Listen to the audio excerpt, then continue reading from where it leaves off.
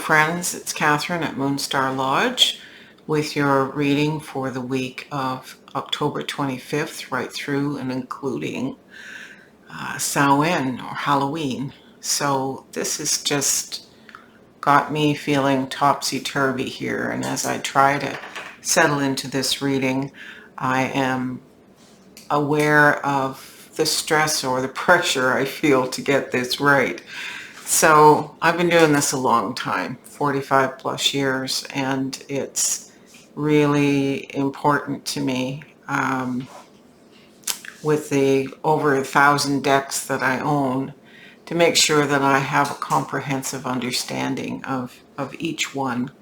And I review them all from time to time, even the ones I don't like. But anyway, for this incredible week, starting with Owagat on the 25th, which is the Iroquois Day of the Dead, and moving through many international days of the dead. So this is the spirits rising, literally and figuratively. So let's go to the cards. So for this week's reading, I'm using the Marigold Tarot by Amrit Bar, and I'm using the play cloth that goes with this deck. I'm using the Memento Mori, which is by Claire Goodchild, who also did the Antique Anatomy. Here's the box for the Memento Mori. Sorry, I'm out of sight here. And I'm using for the Dotem cards, I'm using the miniature version of Jamie Sam's and David Carson's medicine cards, because I really felt the need to have Dotems present to us. And for the principal deck today,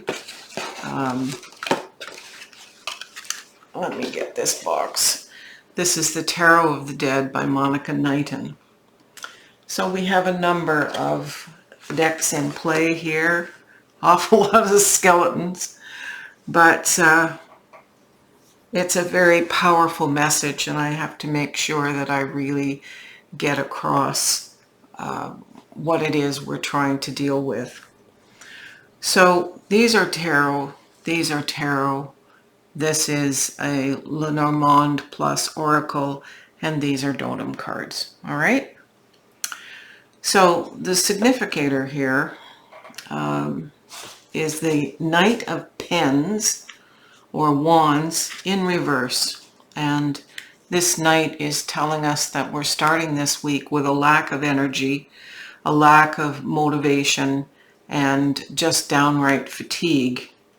Now remember, fatigue occurs at all levels. Yes, physically, emotionally, intellectually, and spiritually.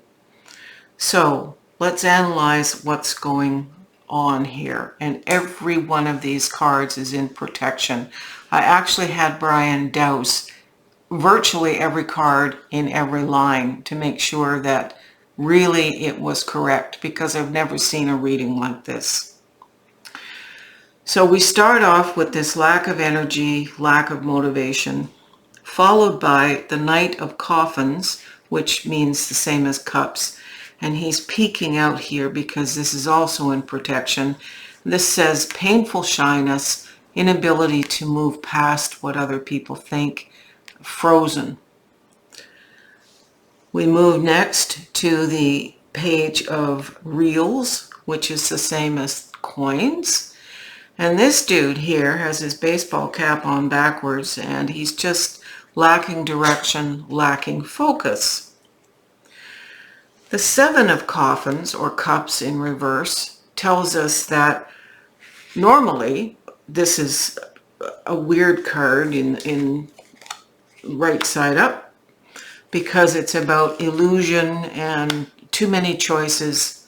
But this in reverse is actually positive, and it says we're starting to focus, starting to bring our mind together, our thoughts together.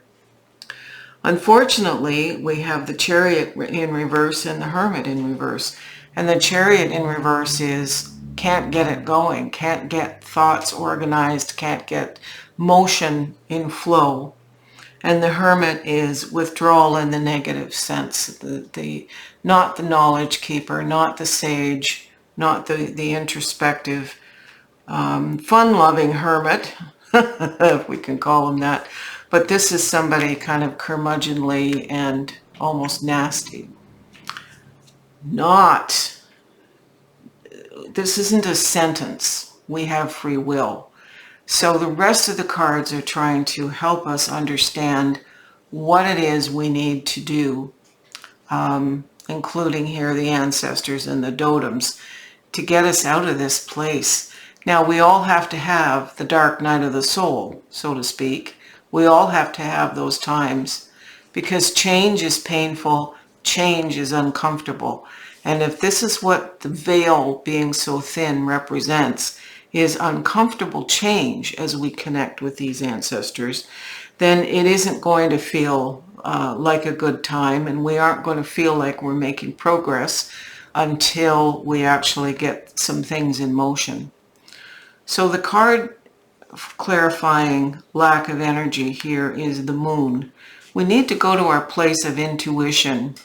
We need to separate what is illusion and what is deceiving us from what is genuinely honest, positive intuition. We have the Page of Wands here, who is carrying some roses. This is a devoted sense of moving forward and finding the passion that takes us past this painful shyness. Now, the Six of Rings, or the Six of Coins, if you will, Pentacles, this is saying that normally that's a card of success, and normally that's a very positive card. But it's not here. This is saying we're self-serving, and we have to contemplate here what our genuine motives are, because this is saying we're uncertain. So we really have to sit down and think about it. We've got Temperance in protection, which is about harmony, balance, being in flow. That's not helping us make decisions. We've got the King of Wands, who showed up on the weekend reading saying, come on, pull your pants up here and let's get going. You've got this, and I'm supporting you with this. And finally, by the end of the week, here's the light at the end of the tunnel. Here's the Sun card. So yeah, it's going to take a week to pull out of this apparently, but some of the ways in which we need to address what we're doing here. We've got the Cemetery card, which is a place of peace, a place of tranquility.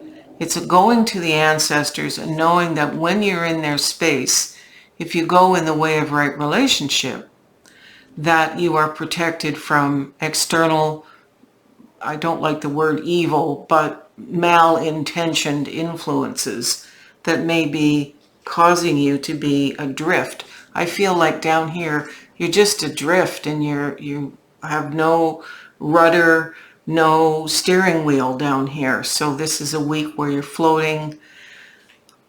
You need to come back to the ancestors. You need to call on the 7 generations prior for some help.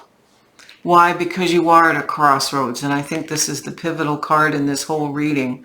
There are decisions and directions that you're having difficulty making because you're at the crossroads. There is a dominant female ancestor spirit who will come to you this week if you ask. We have self-responsibility. We have free will. We must take advantage of the opportunities here to ask our ancestors. Now, you can go with goddess energy. This is definitely female energy, although in the skeletal form, you don't see gender. But this could be somebody like Mary Magdalene or Isis, one of the great goddesses like that you can go to for support. Now, the totems that got pulled, the first one is Crow. And Crow is asking us to focus on the positive and to detach from negativity, and to see opportunity in every challenge. So don't get distracted by challenges and turn away and go and play. Be positive and seek opportunity. Lynx here is telling us to be still and silent and become the one who watches. Honor the secret wisdom you hold. By maintaining the observer position, you take the hermit here, wherever he is down here, and you turn the hermit back into the position that he should be or she should be. And the final totem here is snake. Snake, from Jamie Sam's perspective, is the using snake energy to transmute all poisons, shed the skin of the past, and honor the change in progress. Well, this reading is saying you're not progressing. You're just goofing around, really. You're being too shy about it. You're lacking energy, lacking focus, unable to move forward, and being cranky about it, and inward facing about it, navel gazing, really. So to take on snake, a lot of people fear snakes, and you shouldn't. If you think of the caduceus symbol, that's the symbol of a long rod and two snakes intertwining, and it's the symbol of medicine and healing. Historically, snakes are about progress and healing. So this is one of the most important, actually, these three totems, for their separate viewpoints, bring us to a place of balance. I feel like almost between the ancestors and the totems, they're the most important cards here this weekend. We can flip it back, Brian. So, whoa, that was a pistol packing reading, and it just helps to focus us that we need to look at our direction and look at the perspectives that we have, not to shy away from our responsibilities. But, in order to have the yin and yang of it, that this is all shadow self stuff. Our ancestors aren't going to let us get away with wallowing in the shadow. It's a self-responsibility thing. All right, my friends, have a blessed week, and I'm going to bring you some more of the Samhain decks, and we'll carry on. Aho.